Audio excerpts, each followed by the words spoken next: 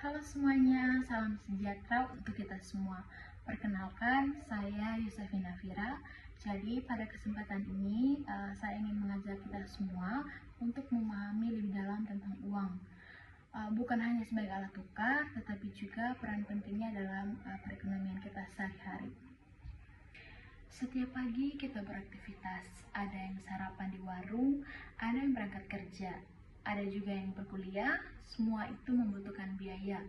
Bahkan hal sederhana seperti naik angkot, beli pulsa, atau sekedar minum kopi di warung, semuanya itu kita harus melibatkan uang.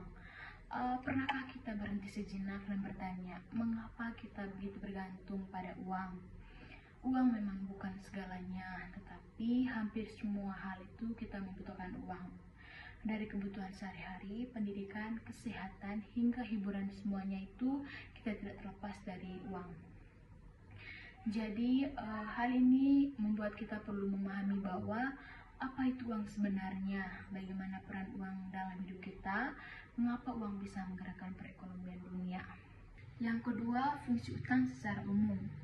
Uang berfungsi sebagai alat perantaran dalam pertukaran barang dan jasa, sehingga kita tidak perlu lagi melakukan barter. Jadi yang saya jelas di sini ada dua fungsi. Yang pertama itu fungsi asli uang dan juga fungsi turunan uang. Jadi di fungsi asli uang ini ada 3 tahap. Yang pertama itu sebagai alat tukar, di mana dapat mempermudahkan pertukaran barang atau jasa tanpa barter. Yang kedua itu sebagai satuan hitung, menunjukkan nilai barang atau jasa, menghitung besar kecilnya kekayaan, dan juga menentukan harga. Dan yang ketiga itu sebagai alat penyimpanan nilai. Jadi kita bisa menyimpan daya beli sekarang untuk digunakan di masa depan. Yang berikut saya jelaskan tentang fungsi turunan uang. Di sini juga ada 3 poin inti. Yang pertama itu sebagai alat pemindahan kekayaan, di mana kekayaan dapat dipindahkan dalam bentuk uang.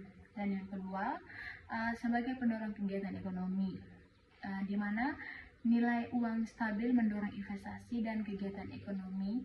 Dan yang ketiga itu ada alat pembayaran yang sah, atau yang digunakan untuk melunasi berbagai kewajiban pembayaran, misalnya itu membayar utang, pajak, atau transaksi lainnya. Jadi yang ketiga saya menjelaskan tentang bagaimana uang diciptakan.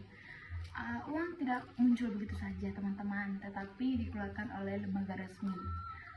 Di Indonesia ada Bank Indonesia, adalah satu-satunya lembaga yang berhak mencetak dan mengedarkan uang rupiah.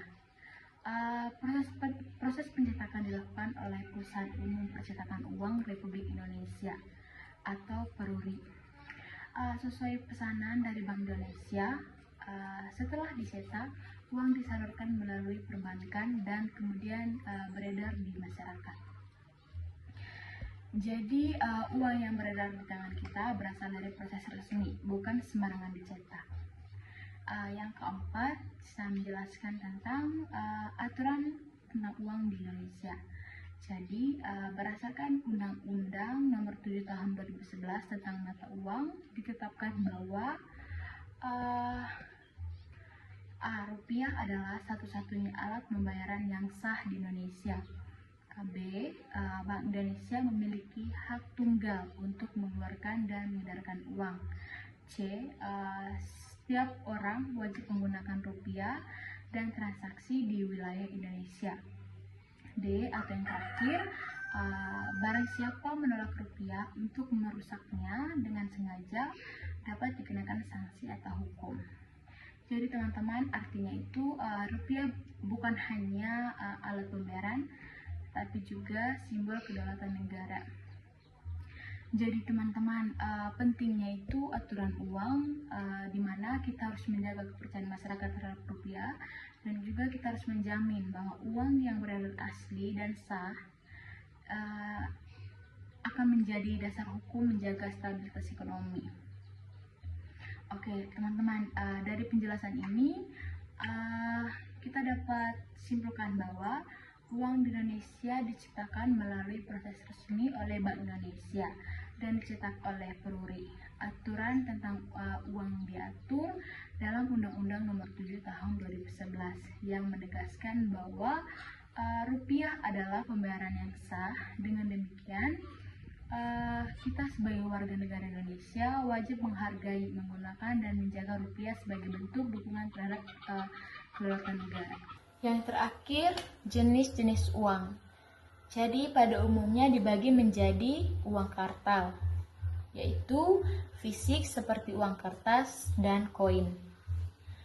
Ada juga uang giral, yaitu simpanan bank yang dapat digunakan via cek, giro, atau transfer. Dan uang elektronik atau penyimpanan digital di kartu atau aplikasi. Selain itu, ada juga uang kuasi atau aset finansial yang mirip uang tapi belum sepenuhnya liquid, serta berdasarkan nilai dan bahan, yaitu uang komoditas atau memiliki nilai intrinsik seperti emas dan uang flat. Nilainya ditentukan pemerintah. Baik, sekian dari saya materi tentang uang. Jadi untuk selanjutnya akan dijelaskan oleh Kakak Jo mengenai tentang perbankan. Halo semuanya, seperti yang sudah dibahas sebelumnya tentang uang, kita tahu bahwa uang sangat penting dalam kehidupan. Tetapi uang tidak dapat dilepas begitu saja tanpa pengelolaan. Nah, di sini bank sangat penting kehadirannya untuk mengatur aliran uang tersebut, menyediakan keamanan, dan mempermudah transaksi. Sekarang saya, Mareni Frenijo, akan memberikan pemahaman yang lebih mendalam tentang bank dan perannya. Pertama-tama, kita akan membahas pengertian bank secara etimologi. Jadi secara etimologi, bank berasal dari bahasa Prancis, banque, dan bahasa Itali, banca, yang berarti bangku, di mana para bankir Florence pada masa Renaissance melakukan transaksi mereka dengan duduk di belakang meja penukaran uang, berbeda dengan pekerjaan lainnya yang tidak memungkinkan mereka untuk melakukan pekerjaan sambil duduk. Menurut Undang-Undang Nomor 10 Tahun 1998 menyatakan bahwa perbankan adalah suatu lembaga yang menghimpun dana dari masyarakat dalam bentuk simpanan dan menyalurkan dana kepada masyarakat dalam bentuk pinjaman untuk meningkatkan taraf hidup masyarakat. Usaha bank meliputi 3 kegiatan, yaitu menghimpun dana dari masyarakat, menyalurkan dana kepada masyarakat, dan yang ketiga adalah menyediakan jasa layanan. Yang pertama, menghimpun dana dari masyarakat dalam bentuk giro, tabungan, dan deposito. Yang kedua, menyalurkan dana kepada masyarakat dalam bentuk pinjaman ataupun kredit. Dan yang ketiga adalah menyediakan jasa layanan seperti transfer dan lainnya. Jenis-jenis bank di Indonesia. Yang pertama adalah Bank Sentral. Bank Sentral adalah suatu instansi yang bertanggung jawab penuh atas kebijakan moneter, menjaga kestabilan nilai mata uang, dan mengawasi sistem perbankan. Contohnya di Indonesia adalah Bank Indonesia. Yang kedua adalah Bank Umum. Nah, Bank Umum ini memberikan jasa dalam lalu lintas pembayaran dan dapat memberikan seluruh jasa perbankan lainnya seperti menghimpun dan penyaluran dana atau kredit.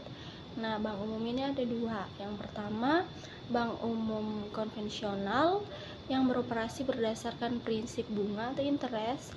Yang kedua adalah Bank Umum Syariah yang beroperasi berdasarkan prinsip bagi hasil atau profit sharing sesuai dengan ketentuan syariah. Contohnya adalah BCA, Mandiri, dan BNI. Yang ketiga adalah Bank Perekonomian Rakyat atau BPR, yakni berfungsi untuk melakukan kegiatan usaha yang lebih terbatas, tidak memberikan jasa dalam lalu lintas pembayaran seperti giro dan falas. Nah, di sini ada dua juga, yakni BPR konvensional yang beroperasi tanpa menggunakan prinsip syariah. Kemudian yang kedua BPR syariah atau BPRS, beroperasi berdasarkan prinsip syariah namun dengan lingkup kegiatan yang lebih sempit dibandingkan Bank Umum Syariah. Lalu, apa peran perbankan dalam perekonomian Indonesia saat ini? Jadi, perbankan memainkan peran kunci dalam menunjang perekonomian Indonesia. Melalui penyaluran kredit, perbankan membantu meningkatkan investasi dan pertumbuhan ekonomi.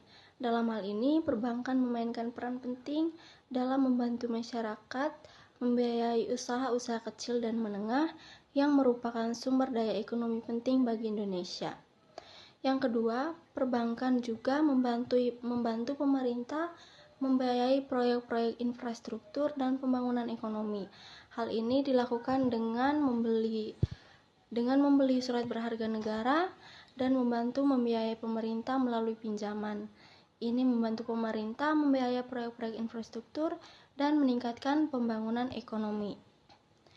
Yang ketiga, perbankan juga membantu masyarakat mengatasi masalah keuangan dengan menyediakan produk-produk seperti deposito dan tabungan, sehingga dapat membantu masyarakat mengatasi masalah keuangan dan memastikan bahwa uang mereka tersimpan dengan aman.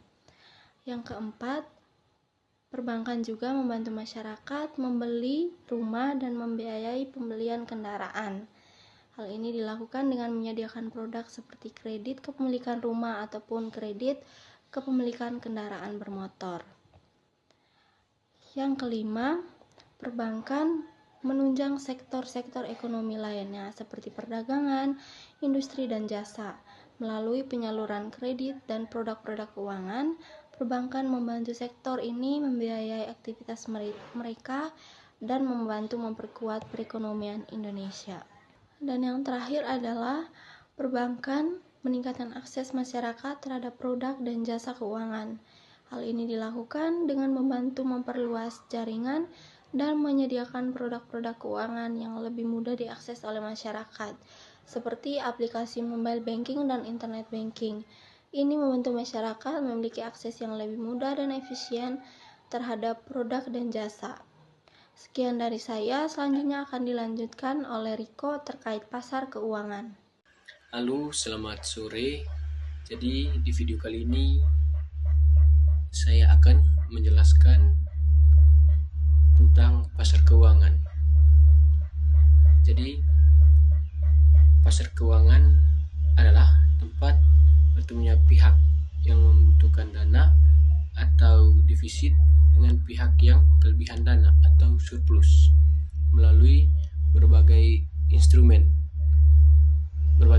keuangan seperti saham, obligasi, valuta asing, dan produk derivatif.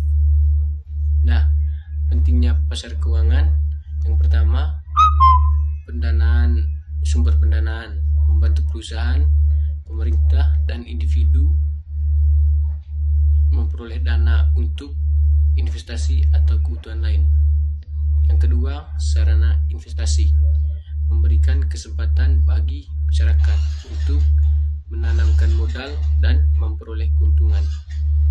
Yang ketiga, menjaga likuiditas, memudahkan pelaku ekonomi menjual atau membeli aset keuangan kapan saja.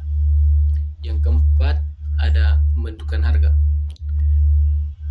menjadi tempat terbentuknya harga wajar atau instrumen keuangan melalui mekanisme permintaan dan penawaran.